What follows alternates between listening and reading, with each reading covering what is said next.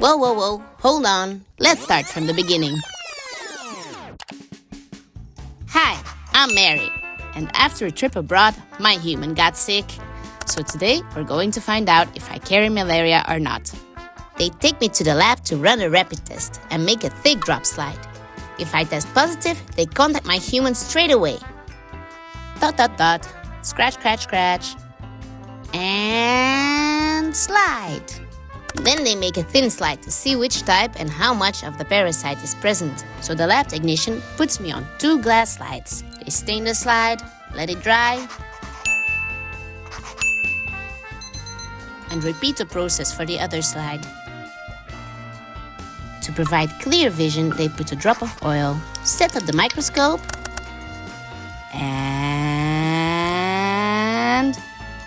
here you see the parasite.